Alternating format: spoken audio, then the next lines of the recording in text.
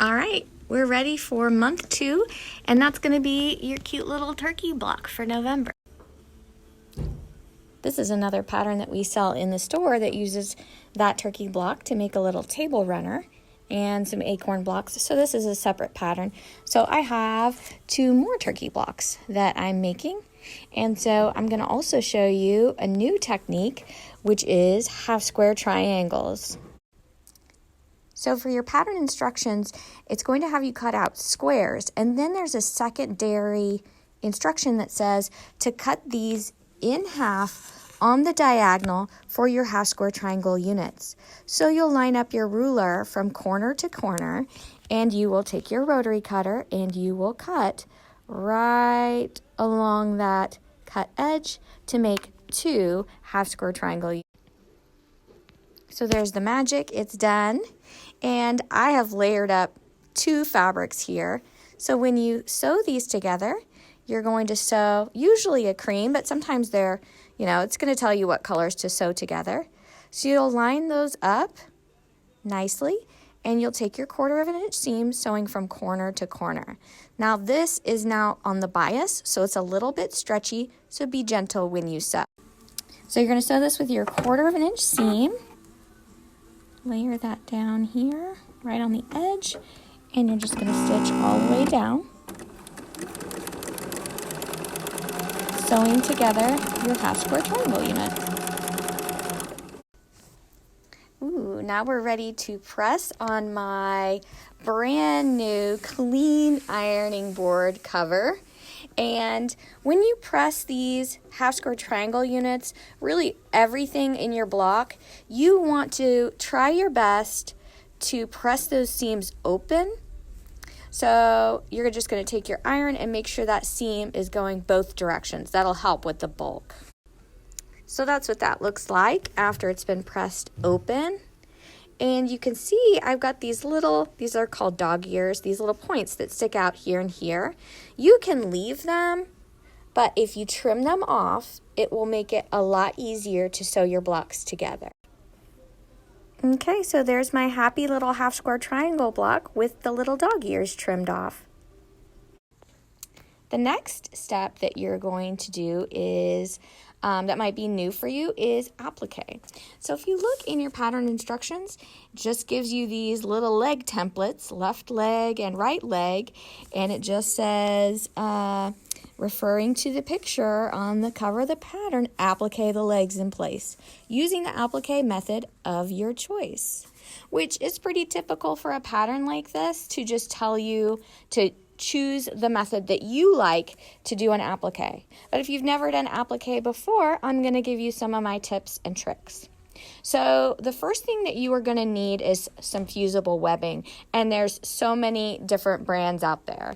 One brand is Steam-A-Seam. Another brand that I like a lot is the Soft Fuse, and sometimes they come in little packages like this.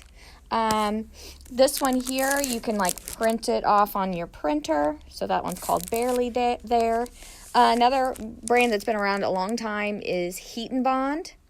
So they're pretty much all going to say a fusible web. That's what the product is. And what it's used for, this is another one of the Soft Fuse. Sometimes they come on a roll.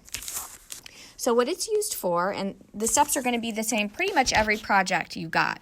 You're going to trace your turkey legs on the paper side. You can even use a printer, but that won't be for this project. Then you're going to peel off, if you're using Steam-A-Seam, like a protective backing. Not all of them have that protective backing. So you're going to peel that off and put it on the wrong side of your fabric. And then you're going to cut that out on the line, and then remove your paper, and then iron it in place. So I'm going to show you how I do this on a different product besides Steam-A-Seam to make your little turkey leg. So I'm going to be using the Soft Fuse Premium today. I like this one because it's very lightweight. So it has a paper side, and then it also has the fusible side, which is not sticky to the touch, but it has a little bit of a roughness to it, so you can tell. So the first thing you're going to do, and I think you can see through here, you are going to trace your applique pieces. So you can see I've already traced this one. So that's a right leg and a left leg. I trace these with a little bit of space all the way around the outside edge. So now I'm ready to iron these down onto the wrong side of my fabric.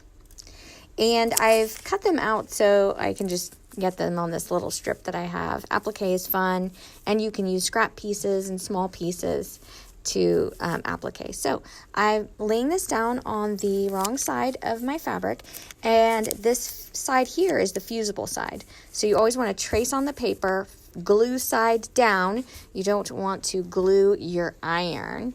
But the magic of this is we're just going to now iron that onto my fabric.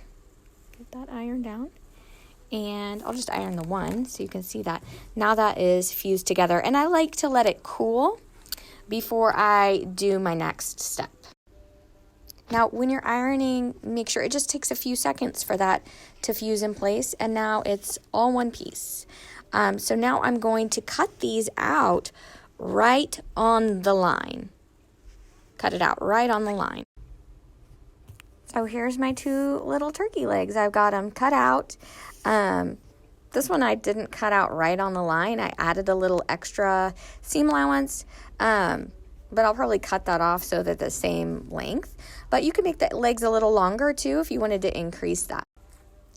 So I'm ready to position these onto my fabric. So while you're piecing your turkey, you're going to have a cream piece that's on the bottom.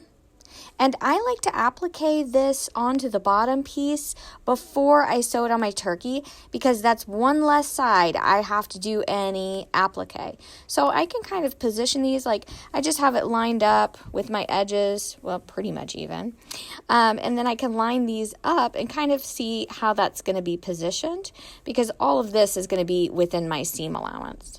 So I like that. I'm ready to adhere these.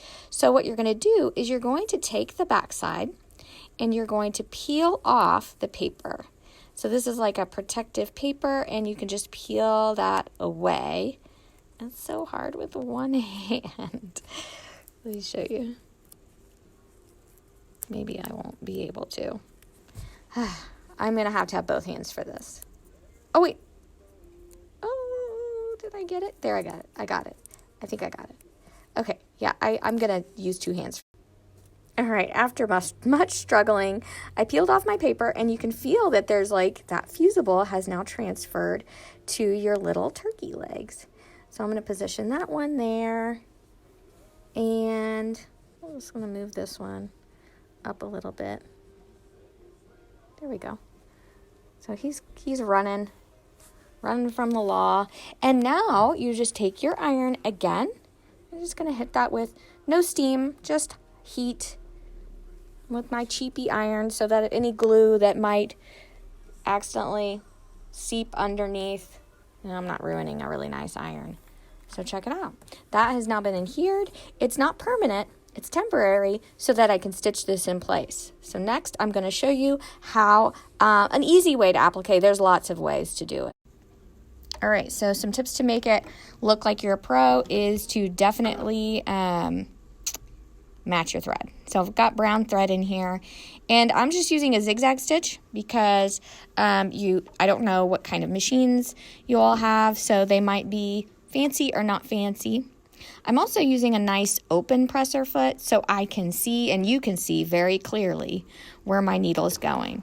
So I'm just doing a zigzag so you can see I have a lot of practice, and you might want to do some practice before you get to this step. But my needle is swinging on the very outside edge here and then in. So it's zig goes in and zag goes out on the very outside edge. And that's going to stitch that down and finish that little foot. When I get to the corner, I want to make sure that I stop with my needle out here on that point. So in, out. So pretty close. And then I'm just going to rotate everything. Let's get like real close to see. So zig in And I might have to do just a little bit of finagling to get that to zig out. Perfect. So take your time. This is the only time I sew slow ever. So see how my point is right there on the outside? You know, sometimes it doesn't match up. You can also use clear thread. I don't like clear thread. I just like using matching colors. But everybody does this differently. There's just a lot of ways. You could even do this by hand. But when you do it by hand, you really want to turn under the edge of the fabric, and I'm just not that kind of... Oh, see, I overshot it. So I'm just going to hit my reverse button. Sew backwards. Okay, I'm back. See? Even I make mistakes on that. All right. Just going to keep going all the way around these little feeties, and then I'll show you the finished block. And there you have it, a super cute turkey block for November.